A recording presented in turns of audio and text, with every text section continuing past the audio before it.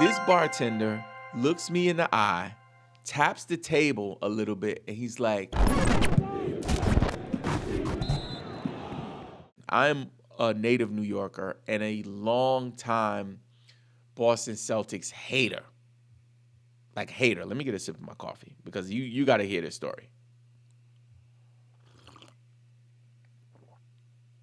I'm a long time Boston Celtics hater, and it's not because you know I have anything personal against Jason Tatum or Jaylen Brown. This is like a historical hate that I have for the Boston Celtics as a native New Yorker. I always thought it was a lot of fluff, right? New Yorkers and people from Boston don't like each other. Like, don't come to our city to watch the game. You're going to get in a fight, all of that kind of stuff. Like, we'll jump you if you come here and root for the Yankees, right? So I'm in Boston.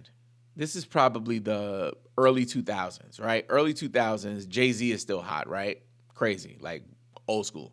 So I'm in this airport doing like a transfer. At the time, I was traveling overseas, and my flight connection was in Boston for some reason.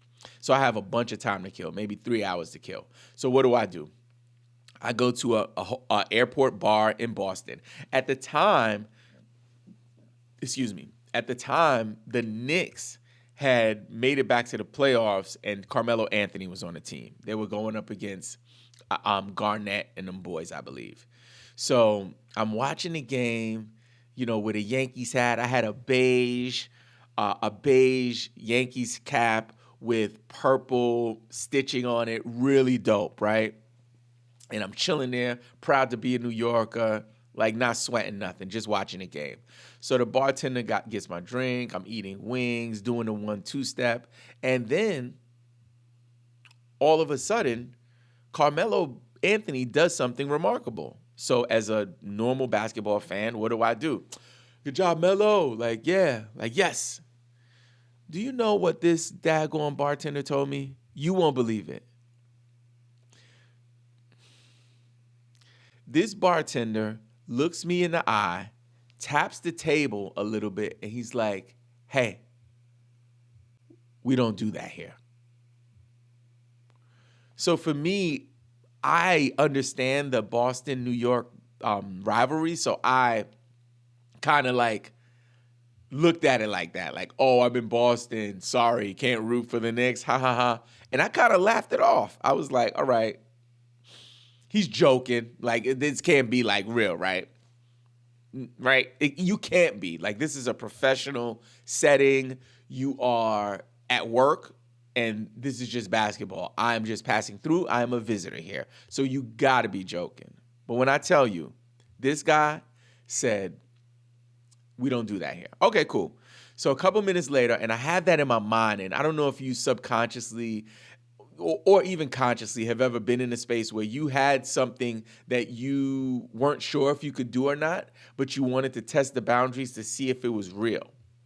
So something happened again, and I remember being like, oh, I'm about to clap and see what he does now. Let's go Knicks. When I tell you, top was off, boobies was out, hair blowing in the wind, convertible status.